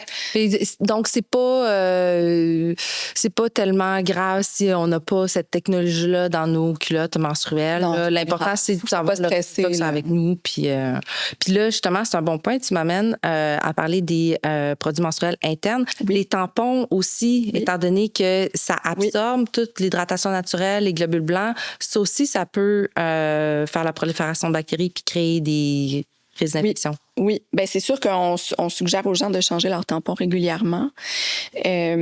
Après ça, évidemment, utiliser un tampon qui est adapté à ton flot menstruel. Parce que si tu mets un tampon super absorbant, mais que tu as juste du spotting, ça va te faire très mal quand tu vas l'enlever. Tu vas avoir l'impression de t'arracher l'intérieur. Ouais, c'est vraiment, c'est toujours ça que je dis. C'est vraiment, puis quand je dis ça, les gens sont comme, ouais, c'est vraiment, c'est ça. I relate. On l'a tout fait, tu sais, parce que des fois, c'est dur, tu sais pas trop comment que tu vas saigner, puis tout ça. Mais il faut vraiment, parce que c'est sûr que si tu mets des trucs super absorbants pour les garder méga longtemps, mais qu'au final, tu coules pas beaucoup, et puis après, tu l'enlèves, tu sais, dans le fond, c'est l'irritation aussi peut débalancer, là. OK, ouais. Ça peut faire aussi des micro-coupures quand c'est sec, puis ils sont là. Ouais, ben là, il faut vraiment... Moi, j'ai jamais vu ça, tu sais, des abrasions, là, tout ça. Je pense que j'ai vu ça une fois chez quelqu'un qui utilisait des tampons, mais tu sais, c'est vraiment hyper rare quand même. Fait que c'est vraiment le fait que ça absorbe, puis là, ça vient débalancer le pH parce que ça absorbe l'hydratation naturelle que le... Ben, tu sais, t'as un corps étranger aussi, là, à l'intérieur. Fait que, tu sais, des fois, il y a des gens qui sont plus sensibles que d'autres, là. Mais ça fait pas ça, par exemple, avec les coupes menstruelles faites en silicone de qualité médicale. Non, c'est ça, parce mais là... ça absorbe pas. C'est ça, mais c'est pas... tu sais, c'est comme l'anneau contraceptif, tout ça, c'est plus... c'est comme plus... Ben, je vais pas dire évoluer, mais en tout cas, c'est parce qu'un tampon, c'est en coton. C'est le fait, c'est des fibres parce que tu as dit corps étranger. Fait que là, je voudrais pas que les gens retiennent que c'est un corps étranger. C'est vraiment le fait que ça soit absorbant. C'est ça, en tissu. Là. C'est en tissu. Exact. Là. Tu sais, c'est en tissu, puis ça absorbe. C'est ça que je voulais dire. Mais précisons-le. On a la chance d'avoir une professionnelle de la santé avec nous. Fait qu'on partage toute l'information nécessaire. Fait que là, ça, c'est des causes possibles. Ouais. Je me rate-tu? Non, je pense que j'avais fait le tour. Et là, comment qu'on fait pour le régler? Parce que là, alors, c'est ça. Moi, mon réflexe aurait été de prendre une pilule. C'est comme si ça existe, une pilule qu'on peut prendre par la bouche, qu'on n'a pas à gérer ça, tant mieux. Ben ça existe, absolument. Ben c'est ça. Fait que là, en fait, il faut que tu saches qu'est-ce que tu traites, tu sais. Ouais. Fait que la majorité des gens, ce qu'ils ont le plus souvent, c'est des vaginites à champignons. Fait que tu peux aller en pharmacie, aller acheter des trucs pour... Maintenant, il existe... parce qu'il y a Canestin, puis il y a Canes oral. En tout cas, c'est comme l'équivalent du Diflucan, je pense. Donc, le Diflucan, c'est parce que des fois aussi, le Diflucan va traiter avec un plus large spectre. Que, tu sais, si tu as une infection à levure, à champignon, elle n'est pas due au candida, elle est due à un autre champignon, ben là, le Diflucan peut aider. Parce que des fois, le Canestin... Ah, OK. Dans ma tête, c'était comme, mettons, le Tylenol puis les médicaments génériques, là. Fait que pantoute, là. Ah non. T'as vraiment entre les marques, c'est un peu comme l'acétaminophène puis l'ibuprofène, si on veut. Là. C'est des molécules différentes. Oui, c'est ça. Ouais, excuse-moi, j'explique mal, mais... mais oui. Okay. Fait que, tu sais, mais c'est sûr que, tu sais, souvent, les gens, pour avoir du Diflucan, il faut que tu aies une prescription. Ah, OK. Là, je sais pas si les pharmaciens peuvent le faire. Ça, je sais pas, il faudrait voir. Sinon, il y a comme le Canes oral, qui est comme un peu l'équivalent, je crois. Mais ça, c'est une pilule. C'est une pilule. OK. Donc, ça, c'est cool parce que tu prends un comprimé, puis tu peux mettre de la crème Canestin au niveau des organes génitaux pour soulager les symptômes parce que ça pique, ça brûle, souvent. À l'extérieur seulement? En fait, si tu prends une pilule par la bouche, oui, tu peux traiter juste les symptômes externes. OK. Mais si tu y vas pour le old fashion, tu sais, le Canestin que tu vas acheter en pharmacie, puis que tu prends rien d'autre, ben il faut absolument que tu traites l'intérieur. Avec de la crème? Absolument. Parce qu'en fait, souvent, ça va tellement nous piquer à l'extérieur puis nous brûler qu'on va vouloir mettre de la crème à l'extérieur. Puis il y en a qui vont juste acheter ce tube-là de crème pour se mettre à l'extérieur. Alors que le foyer de l'infection, il est à l'intérieur. Fait qu'il faut traiter l'intérieur. Si tu mets juste la crème à l'extérieur, ça va t'aider, mais ça va juste continuer. Fait qu'il faut mettre Fait la qu'il crème à faut l'intérieur ou acheter- la pilule qui va à l'intérieur du vagin? Ben, c'est soit des comprimés ou soit des applicateurs de crème. Là. Les deux se vendent. Là. OK. Mais il faut que tu insères quelque chose au niveau de ton vagin. Il faut que tu insères des applicateurs de crème ou tu avais aussi là, des ovules là, qui étaient comme des gros comprimés. Oui, c'est ça que je parle, la pilule que tu mets à l'intérieur du vagin, là, pas la pilule orale que tu mets à l'intérieur du C'est vagin. ça. Il faut faire la différence. Oui, merci de La pilule dans le canestin de base, là, le traitement d'un 3-7 jours. Oui, j'ai pas les bons termes. Le comprimé intravaginal, oui. C'est correct. Donc, ça, c'est vraiment important de le mettre. Soit le comprimé qui se dissout ou soit l'applicateur de crème à l'intérieur pour vraiment traiter le foyer de l'infection. Mais la crème ou le comprimé, c'est vraiment notre choix personnel. Là. C'est ça. Petit conseil, c'est de le mettre avant de te coucher parce que souvent, le comprimé va fondre puis ça va fondre puis ça va couler. En fait, il y a les vaginoses que j'ai pas parlé. Ah oui, bactériennes. oui. Vas-y. Oui. Ben, en fait, ça, il faut évidemment... il y a un petit peu une différence. Les symptômes, il y a des symptômes similaires, évidemment, de vaginite, vaginose. Mais la vaginose va être vraiment caractérisée par une odeur très forte au niveau des pertes vaginales. Ah, qu'il n'y a pas une odeur de avec la poisson. vaginite. Oui, il y a une odeur de poisson caractéristique. Les gens le savent, les gens se sentent. Là, tu sais, genre, tu serais assis puis tu te sentirais. Là. OK. Oui. Fait que souvent, les gens vont le dire, ils vont se connaître, ils vont le savoir, ils vont dire. Fait qu'après ça, c'est très caractéristique. Donc, odeur de poisson très forte. Tandis que la vaginite à champignons va beaucoup créer des sécrétions vaginales anormales, un peu comme du fromage cottage. OK, c'est ça, là. Ouais. OK. Mais évidemment, c'est sûr que ça peut piquer, ça peut brûler. Tu sais, les deux peuvent un peu avoir ça. Mais pour la vaginose, en fait, là, faut consulter parce qu'il faut avoir faut prendre un antibiotique pour ça. Puis ça, c'est une bactérie qui vient souvent des mains ou... ça peut être une bactérie qui est déjà dans notre flore, qui prend le dessus. Ça peut être une contamination externe aussi. OK. Si on s'essuie mal après être allé aux toilettes. Oui, les fameux coliformes, là. C'est ça. OK. Il existe un peu comme une infection urinaire aussi, là, tu sais. Puis là, est-ce qu'il faut prendre des probiotiques pour essayer... Fait que d'emblée, non. Oui, ça, j'avais aussi une capsule là-dessus. D'emblée, on n'a pas besoin de prendre des probiotiques. Okay. C'est un peu comme la flore intestinale, tu sais. Les probiotiques qui n'ont pas eu... il n'y a pas eu d'études qui disaient que d'emblée, il fallait que tout le monde prenne ça, pour que ça soit vraiment efficace. Après ça, oui, on va le conseiller un peu comme des gens qui ont vraiment des problèmes, au niveau intestinal, tout ça, qui savent pas trop quoi faire, qui savent plus comment se soulager. Chronique, là, chronique, qui là, ils vont dire, je vais essayer de prendre des probiotiques, voir si ça va m'aider. Même chose au niveau gynéco. Fait que si... Mais c'est les mêmes probiotiques qu'on prend par la bouche? Non, c'est pas les mêmes probiotiques. Okay. Mais après ça, il y a des recherches qui tendent à dire que les deux flores, les deux microbiotes seraient comme interreliés. Mais là, ça, je m'avancerai pas là-dedans. Là, mais... j'ai vu Andrade Martin, je pense que cette semaine, elle sortait ça, que comme les microbiotes, ils peuvent se promener. C'est ça. Je peux pas mais je trouvais ça full intéressant. C'est ça, mais il manque de recherche là-dessus. Fait que c'est ça, mais c'est pas les mêmes, non. OK. Je pensais que comme, justement, de par le fait qu'ils pourraient ils disent que si tu prends des probiotiques pour les intestins, ça peut indirectement aussi améliorer ta flore vaginale. OK. Mais il existe des probiotiques au niveau vaginal aussi. Qu'on prend intravaginal ou par la bouche? Bonne question, je sais pas. Ah, OK. Bon. En tout cas, on demandera à notre pharmacien. Adressez-vous à votre pharmacien. Si on a des problèmes chroniques, là, au moins, on sait qu'il y a une option, mais sinon, d'emblée, c'est pas nécessaire. C'est ça. Chez quelqu'un, nous, quand on voit les personnes là, qui ont des infections vaginales à répétition, là, qu'on donne des traitements sur plusieurs doses pendant plusieurs semaines, plusieurs mois pour essayer de se débarrasser de ça, qui viennent nous voir, qui disent j'en ai tout le temps. C'est sûr qu'on va dire essaie de prendre des probiotiques, tu sais, parce que là, à un moment donné, on essaie. C'est ça, il faut essayer. C'est erreur, là, c'est ça. Là. Mais pas d'emblée. Danger non plus. Non, il n'y a pas de danger, tu sais, c'est pour améliorer une flore, tu sais, mais c'est sûr que c'est quand même assécheurs, des probiotiques à la base. Là. Fait que de prendre ça tous les jours, tout le mois, et s'il fallait qu'on prenne des probiotiques pour nos intestins, des probiotiques pour notre vagin, on s'en sortirait plus. Ça coûterait vraiment cher. Puis de toute façon, notre corps, si on n'a pas besoin, comme les probiotiques orales pour les intestins. Pour les intestins. Si on n'a pas de besoin, on va juste les... On n'a juste pas besoin d'en prendre. C'est ça. S'il n'y a pas de plus-value, c'est ça. Saignements. Qu'est-ce qui peut causer des saignements pendant les relations sexuelles? Ah oui. Ben, il y a plusieurs choses.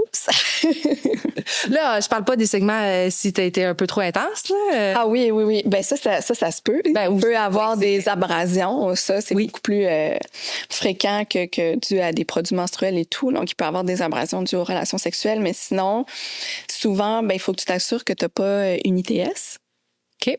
Parce que en fait, c'est la moitié des ITS, pas la moitié des ITS, mais la moitié des personnes qui ont une ITS vont être asymptomatiques, fait qu'ils ne sauront pas. Mais un des signes, ça peut être des saignements aux relations sexuelles. On appelle ça un saignement postcoïtal. Fait qu'une chlamydia, une gonorrhée, tout ça, ça peut apporter ça. Le col saigne, qu'est-ce qui saigne? C'est le col qui saigne. Oui, c'est le col. Après ça, quelque chose de très, très, très fréquent, c'est un ectropion. On peut avoir un ectropion au niveau du col. Fait que ça, c'est vraiment, dans le fond, les cellules de l'intérieur du col qui ressortent un petit peu à l'extérieur. Le col, c'est comme un beigne. Ouais. Un beigne, un trou au milieu, là, tu sais. Ouais. Ben, on le voit, il est tout petit là. On voit ici, là. C'est ça. Fait que, tu sais, t'as l'extérieur. Écoute, puis de le voir en vrai, pour vrai, comme quand on fait des colposcopies, on voit au microscope, là, de voir un vrai col, tu te dis, ah, OK. C'est vraiment full intéressant. Moi, j'ai eu l'occasion d'en faire une puis de voir à la caméra. C'est vrai? Ouais, bon. Ouais. Fait que, tu sais. J'aurais aimé ça filmer. Filmer, pour montrer, c'est ça. Mon col. Ben, pour montrer, non, mais c'est parce que, tu sais, quand est-ce qu'on a l'occasion de voir un col? Ben, jamais. On le propose tout le temps en clinique, mais c'est sûr qu'après, dans le contexte du rendez-vous de colposcopie, des fois, les gens sont comme, ouais, là, non, ça me tente pas, tu sais, on va faire des biopsies, tout ça, c'est pas tellement. Les gens, ils ont peur, fait que. Mais c'est vraiment intéressant parce que, tu sais, il y a le vagin, comme on disait tantôt, tu t'expliquais qu'il était tout raboteux. Ouais. Fait que c'est vraiment tout raboteux, le vagin. Puis au fond, t'as le fornix, puis après ça, t'as le col qui est lisse. Ça n'a rien à voir avec le vagin. C'est sûr que oui, c'est tout relié, là, tu sais, mais c'est vraiment des cellules particulières, cervicales, et on appelle ça exocol, exocervical. Et après ça, tu as vers l'orifice interne qui est l'endocole. Et l'endocole, c'est plus un peu, ben c'est comme la transition, tu sais, on pourrait dire avec la joue puis le dedans de la bouche, tu sais. C'est comme la même partie. La joue externe, tu veux dire, oui. Oui, c'est ça. C'est comme le beigne est tout lisse. Puis après ça, à l'intérieur, tu as des cellules plus framboisées, là, comme l'intérieur de notre joue, mettons. Ouais. Fait que c'est ça. Dans le fond, fait que c'est comme si les cellules du dedans de ta joue ressortaient un peu. Mais c'est les parois, là. C'est les parois. C'est ça. C'est pas juste des cellules libres. Non. C'est tout rattaché ensemble. C'est toute une muqueuse, là. C'est ça. OK. OK. Mais donc, les cellules de la muqueuse, on va dire ça comme ça, les cellules de la muqueuse de l'intérieur du col, de l'endocole, va ressortir à l'extérieur. C'est pas une protubérance, tu sais, ça va pas comme dépasser du col. Tu comprends-tu? Ah, OK. Ça s'appelle un polype. OK. Ça, c'est autre chose. OK. Mais vraiment, c'est vraiment juste, mettons que l'orifice est comme ça, ben c'est juste qu'en fait, tu vas voir ici une démarcation de cellules. OK, je comprends. Les cellules, tu vas voir la différence. On voyait ma joue, l'intérieur de ma joue un peu bizarre. À l'extérieur, ouais. J'allais le faire. Moi aussi, ouais, c'est ça. OK. C'est vraiment comme si tu regardais l'intérieur, c'est comme si l'intérieur de ta joue ressortait un peu. Tu sais, c'est vraiment, mais il n'y a pas de démarcation. Les lèvres, là, mettons. Là. Comme les lèvres. Ouais, c'est ça, merci. Bon, on essaie de faire une comparaison. Ça peut causer des saignements pendant les relations sexuelles? Oui, parce que c'est des cellules qui sont plus friables. OK. Fait que quand tu fais le prélèvement, pour le pap test, ou quand tu as une relation sexuelle puis que la relation est profonde puis que le pénis va cogner là, ben oui, ça peut saigner. OK. Mais c'est des saignements qui vont pas durer. Tu sais, ça va durer Oui. tout de suite après la relation. Tu vas t'essuyer, c'est un peu rose-rouge. Puis là, dans les heures qui suivent, ça va s'estomper. Oui, non, c'est pas besoin de... Non, C'est ça. c'est pas la même chose non plus que déclencher les menstruations. Non, ça, c'est une autre raison. Oui, c'est ça. Tu peux déclencher tes règles après une relation sexuelle. Ça arrive. À cause de l'orgasme et des contractions de l'utérus. Oui, c'est ça. Ben, si t'es dû pour l'être, Ouais, là, ouais. sinon, ça va pas juste déclencher comme ça. Mais c'est sûr que... c'est parce qu'après, on ne sait pas comment notre col est fait. Un ectropion, c'est parfaitement normal. C'est une variante de la normale. Ah, puis c'est pas aussi un kiss, là. Parce qu'il y a des kisses aussi qui peuvent être à l'entrée. Il y a des kisses de nabo, c'est de ça que tu parles. Ça, c'est plus... il y a des kisses, il y a des polypes, tout ça, c'est bénin. Puis ça, là, y a-t-il d'autres choses aussi qui peuvent causer des saignements pendant les relations sexuelles? Ben, c'est pas mal ça. Pas mal ça. Pas mal ça. En fait, l'affaire, c'est qu'on sait pas trop c'est dû à quoi. Après ça, que ça arrive une fois, c'est pas grave. Si ça arrive à répétition, puis après chaque relation sexuelle, ben, c'est bon juste d'aller consulter pour être sûr de c'est quoi, tu sais. Ben, comme tu l'as mentionné tantôt, ça peut être une TSS. C'est ça. Et ça peut parler, là, ça arrive à chaque fois, là. C'est ça. OK. Fait que c'est mieux de consulter pour se faire rassurer ou éliminer les causes. Ben oui, tu sais. Le syndrome des ovaires polykystiques. Oui. Qu'est-ce que c'est? Est-ce qu'on peut en guérir? Ben, en fait, le syndrome des ovaires polykystiques, là, on a beaucoup de références pour ça. C'est un syndrome que beaucoup de femmes ont. Je sais plus la proportion, mais peut-être un genre de 10 c'est combien? Oh, je sais pas c'est quoi la stat, là. De toute façon, je pense que c'est comme un peu l'endométriose. On pourrait pas vraiment savoir. Ouais, il y en a plein qui l'ont diagnostiqué aussi. Moi, j'aurais jamais su que j'avais les ovaires polykystiques si j'avais pas été en traitement de fertilité. C'est la principale cause d'infertilité. Le syndrome des ovaires polykystiques, c'est la principale cause d'infertilité chez les gens, mais chez les femmes. Fait que c'est quoi? En fait, ben c'est quand même complexe, là. C'est vraiment un syndrome. Tu sais, souvent, nous, je vais pas me perdre dans les trucs précis, là, mais juste pour expliquer la base, souvent, les gens vont avoir une échographie, tu sais, dans le cadre de douleurs aux règles ou tout ça. Puis là, ils vont dire, plusieurs kystes à l'ovaire, ovaire polykystique. Puis là, ils vont nous envoyer ça, et veuillez investiguer pour ovaire polykystique. Puis là, les gens sont convaincus qu'ils ont des ovaires polykystiques parce qu'ils ont des kystes sur l'ovaire à l'écho. Alors que non, c'est un syndrome, c'est pas juste d'avoir des kystes aux ovaires à l'échographie. Ça, c'est un signe, mais il faut il y ait d'autres signes qui vont avec ça. En fait, c'est caractérisé par un excès d'androgène dans le corps. Donc, les ovaires produisent plus d'androgène, donc plus d'hormones mâles que prévu, que normalement. Et puis, ça fait en sorte qu'en fait, on a plus de kystes sur les ovaires à l'écho. Et on a des menstruations très irrégulières. On n'ovule pas chaque mois. Fait que souvent, les gens, c'est là qu'on va voir les gens qui vont en fertilité, ils vont dire, j'essaie de tomber enceinte. Ça fait plus d'1 an, ça marche pas, mais j'ai mes règles... je suis jamais capable de prévoir quand est-ce que je vais les avoir parce que je les ai une fois par 3, 4, 6 mois. Ben, ça, c'est un des signes aussi parce que les gens ovulent pas. Non, c'est ça. Moi, j'ai tellement dépensé de l'argent en test d'ovulation en attente. T'imagines, t'ovulais même pas, là? Non, c'est ça! Fait que... Puis, ils vont souvent avoir aussi des signes, ils appellent ça hyperandrogénisme, c'est un mot pour dire en fait que tu as trop d'androgènes qui circulent. Fait que souvent, il faut tester ces hormones-là dans les prises de sang. Fait qu'il y a des bilans sanguins à faire. C'est juste que les hormones en circulation ils ont un taux plus élevé. Puis, ça peut faire qu'on a des signes physiques aussi, mais le plus souvent, ça va être plus un peu d'hirsutisme. Fait que les gens vont être... Oh, moi, je connais pas ce mot. Ça veut dire plus poilu. OK. Que ça peut... Okay. Fait que, tu sais, après, ça peut se gérer assez facilement, là. Est-ce que ça se guérit? Ça se guérit pas. OK. Non, on peut pas en guérir. Mais ce qu'on va faire, c'est qu'on va traiter les choses séparément. T'sais, des fois, les gens vont avoir aussi un petit peu plus d'obésité. Fait que, ça va être de regarder les habitudes de vie, l'alimentation, l'exercice physique, ce qu'on dit Mais qu'on pas, répète à mais tout le pas monde. tout le temps. Tu sais, je suis pas ultra mince, là, mais quand que j'avais annoncé à ma médecin de famille que j'avais les ovaires polykystiques, Ouais.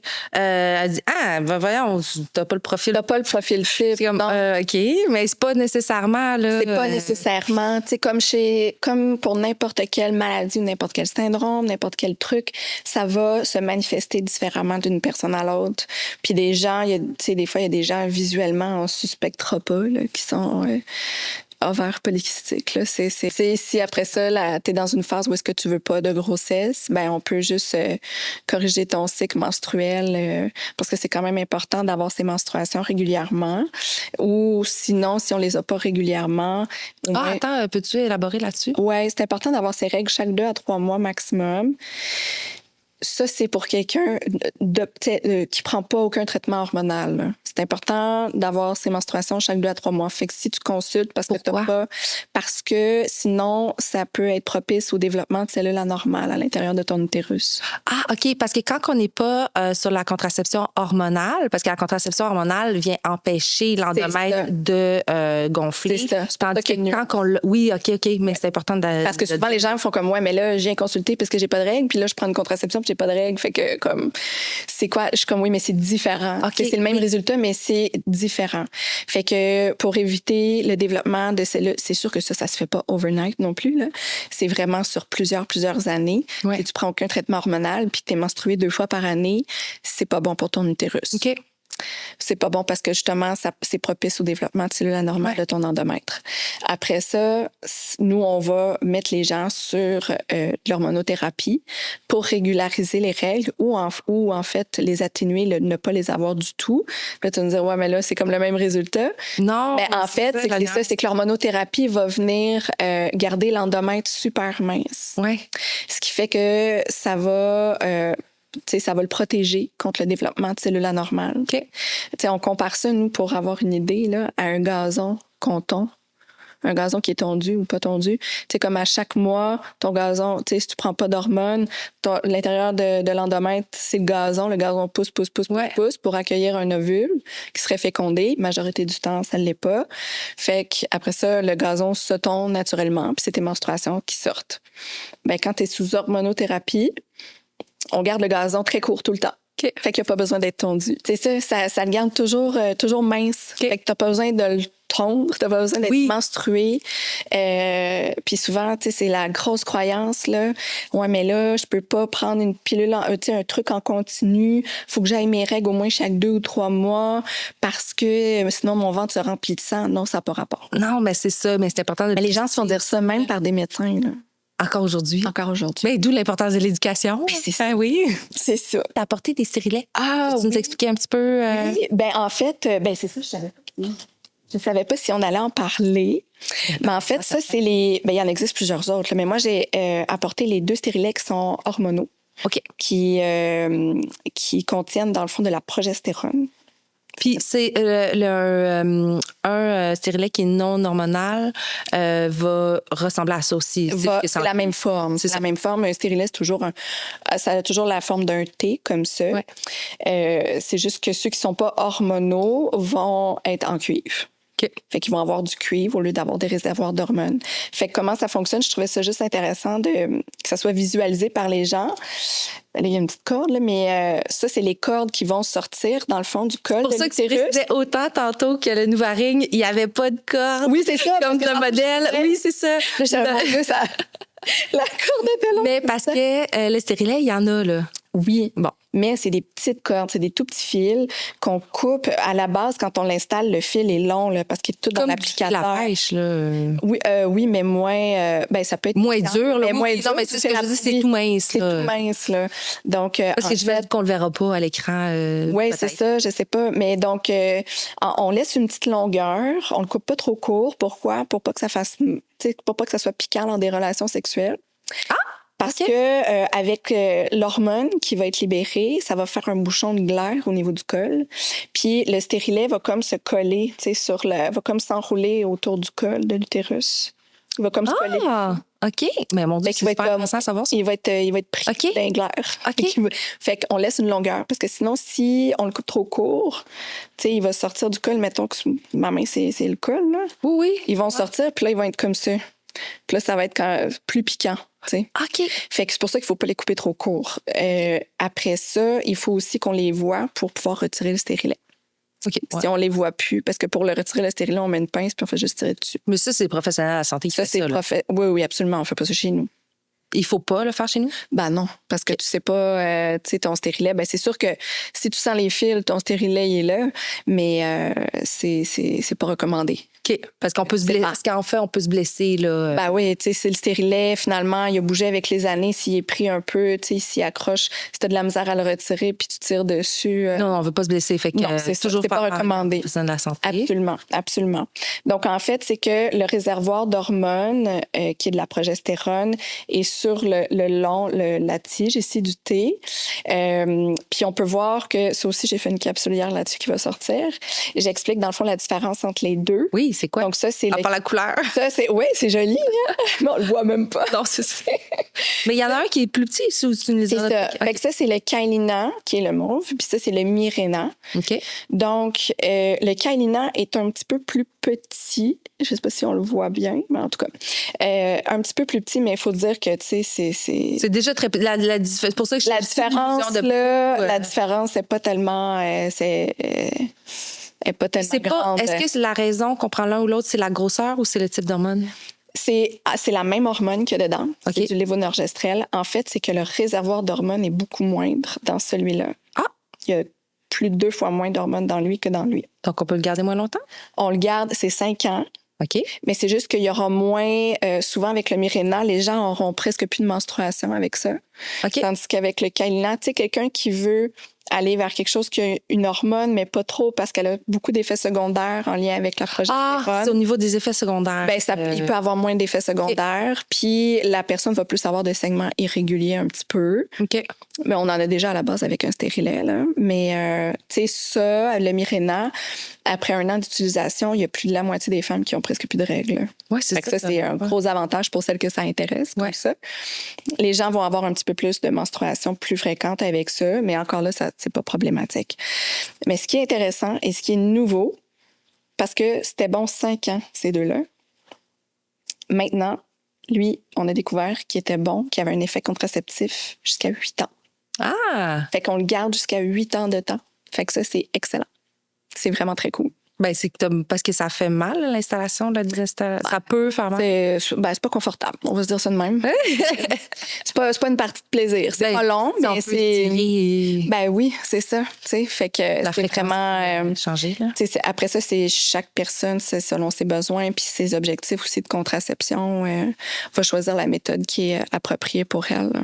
Puis là, j'imagine qu'il faut pas attendre que ça fasse ses 8 ans. Puis là, prendre notre rendez-vous, là, comme qu'est-ce que tu sais, à 8 ans, il va pas plus être bon du jour au lendemain, là. OK, c'est minimum, c'est pas juste... Ben, je dirais c'est dans l'année, là. Tu sais, dans la 7e année, là, jusqu'à 8 ans, là, tu sais, on commence à y penser de prendre notre rendez-vous pour avoir une nouvelle prescription, puis retourner, parce que souvent, ça se fait en 2 fois. Tu sais, on va reconsulter, on fait nos trucs, tu sais, qu'on fait tout le temps de base, là, tu sais, avec notre médecin de famille ou notre gynéco.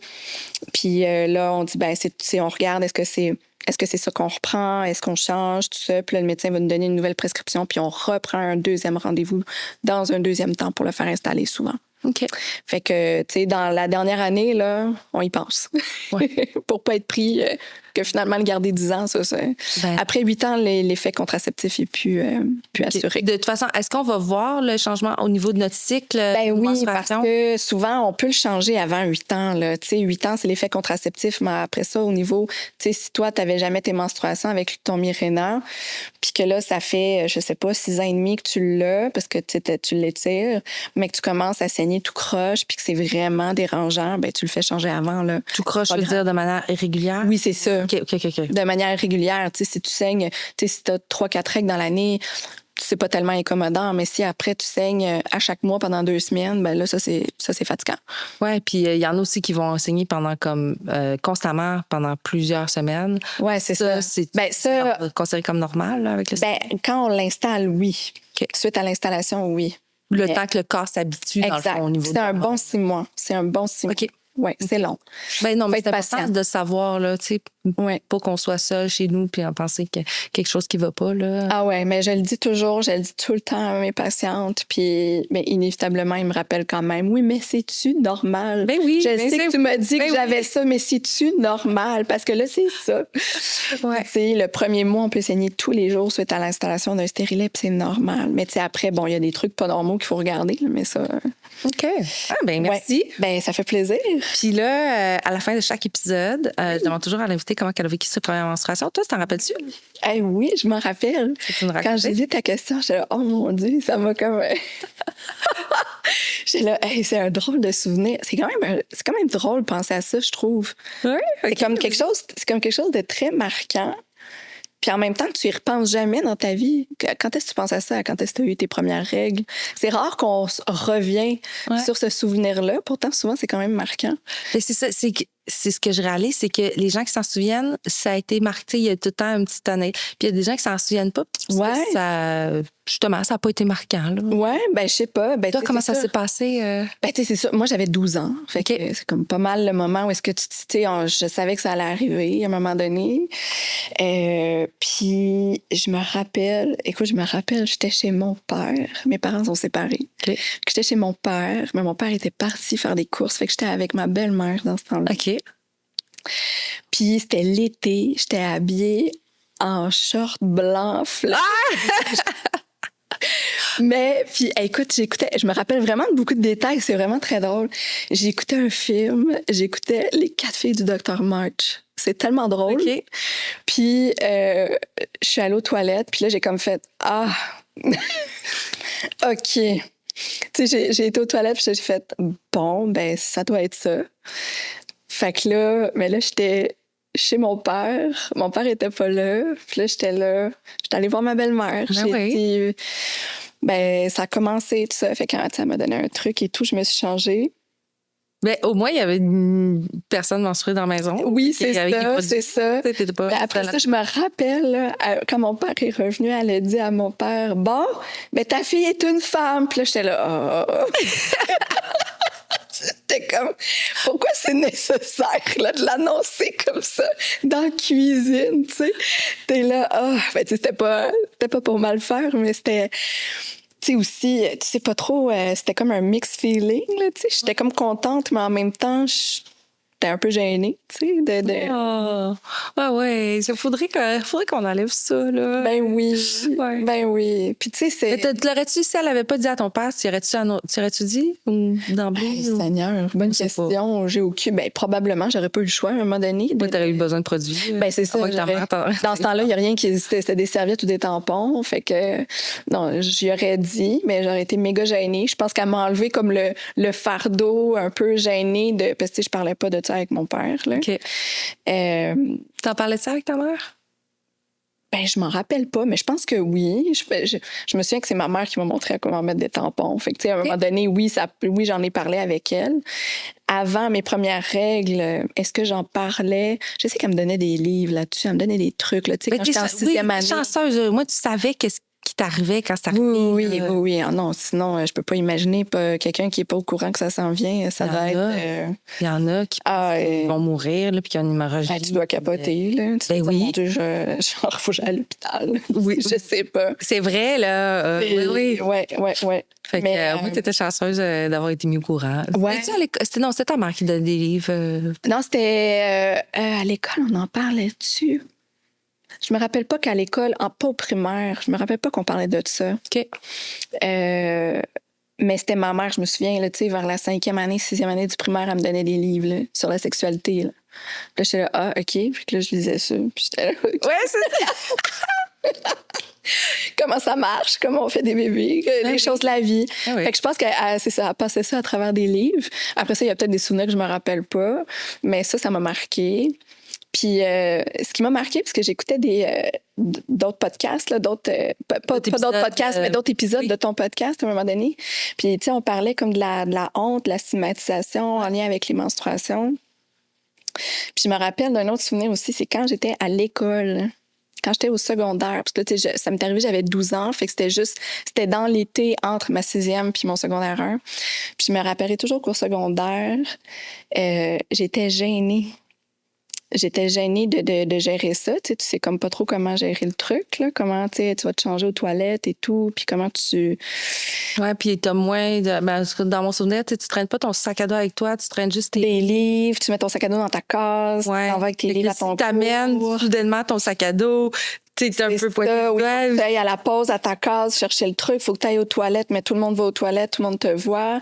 Je me rappellerai qu'à un moment donné, il y a quelqu'un qui m'a... Tu sais, c'était comme un objet de D'intimidation. Ouais, de rire un peu, de dire... à un moment donné, ça avait même pas rapport en plus, comme je me souviens, j'étais dans un cours d'éducation physique. On s'en allait au cours, puis j'étais dans une cabine juste pour me changer, puisqu'on avait des uniformes à l'école. Puis je me changeais, puis j'avais mon sac à terre. Puis là, j'ai eu un commentaire « Coudon, t'as-tu tes règles? » Puis là, j'étais là, c'est quoi le rapport? Je me rappelle d'avoir pensé, puis à ce moment-là, c'était pas une salle de bain. Juste t'avais un sac, là, tu sais. Ben, je sais même pas c'était quoi le lien avec le truc, mais j'étais là, le but, c'était vraiment de te faire sentir mal. Oui, de faire sentir mal l'autre personne. Puis c'était des filles, là, qui me disaient ça. Oh, OK. Oui. Ah, oui. Ben voyons donc. Ah oui, je te jure. Puis là, j'étais là. Puis ça m'a marqué aussi. Puis live, je me rappelle d'avoir pensé, mais premièrement, je me suis sentie mal parce que je savais que l'intention était mauvaise. Mais après ça, je me suis dit, mais c'est quoi le rapport? Qu'est-ce que ça ferait? Mais c'est ça le point! Pourquoi il faut que je sorte? Pourquoi il faut que je sorte de la cabine en me justifiant, ben non, j'ai pas mes règles. C'est quoi le rapport? Ben, tu sais, comme tu dis, de toute façon, le point, c'est déjà blessant de savoir que l'autre veut te blesser, là. Fait que, tu sais, ouais. Mais je pense que c'est pour ça qu'il faut en parler, puis il faut que ça n'a pas de bon sens. Ouais. C'est normal. C'est grâce à ça que, tu sais, t'aurais dû dire, ben c'est grâce aux menstruations. Ben c'est ça, exact. Là, c'est grâce à là que t'es là à pouvoir me dire des conneries. La fille, quoi. J'avais pas cette répartie-là. Non, mais c'est ça. Mais tu sais, au moins, tu sais, si, je pense que si on entend des histoires, tu sais, après ça, on va être plus, tu sais, je pense que si t'as entendu peut-être des histoires, t'aurais peut-être oser lui dire, là. J'avais pas le même caractère. Non, mais c'est ça. J'aurais pas été capable de répondre. J'aurais pas été capable de faire ça. Mais ça, tu sais, c'est en regardant, c'est ça, tes autres épisodes, je me suis dit, ça m'a tout ramené là-dedans. Puis je me suis dit, crime, je vais en parler. Parce que, puis tu sais, suite aussi à l'écoute des épisodes, qu'est-ce qui s'est passé? J'étais au travail. Et j'ai une patiente qui est rentrée pour son rendez-vous. Fait que, tu sais, moi, il me voit toujours moi avant de voir le médecin. Plus souvent qu'autrement, la jeune fille rentre, est accompagnée de sa mère. C'est souvent comme ça. Okay. Après ça, des fois, les pères sont là, mais des fois, les pères sont comme, je veux pas trop, je veux te laisser. Bon, on est un peu pas à l'aise. Puis c'est correct aussi, tu sais. C'est un work in progress, là, tu sais. Ils veulent aussi laisser de l'intimité aux patientes, là, c'est normal. Mais récemment, il y en a une qui est rentrée. Et sur le coup, ça m'a comme saisie. J'ai été comme... j'ai trouvé ça particulier. Puis après ça, je me suis dit, mais c'est sacrément une bonne affaire parce qu'elle rentrait dans ma salle avec sa mère puis avec son frère. Mais son frère qui a comme à peu près son âge, qui a comme 2 ans de différence. Fait que lui, c'est un adolescent. OK. Fait que là, au début, je suis là, oh, c'est rare qu'ils viennent avec leur frère. Puis lui, il était là, puis il était super à l'aise d'être là. Puis j'étais là, ben oui, puis pourquoi pas? Puis moi, tu sais, parce que moi, je pose des questions. Tu sais, ben tu viens pour telle affaire. Puis là, je commence à y parler. À quel âge tu as eu tes premières règles? C'est-tu régulier? Ça dure combien de temps? Combien de fois tu changes ta serviette par jour? Tu sais, je pose toutes ces questions-là. C'est sûr qu'il y a des trucs quand il y a d'autres mondes que je pose pas. Que, tu sais, on attend d'être tout seul. Oui, c'est ça, d'être tout seul avec la patiente. Mais je trouvais ça tellement intéressant de parler de menstruation devant ce garçon-là qui devait avoir, je sais pas, 14-15 ans.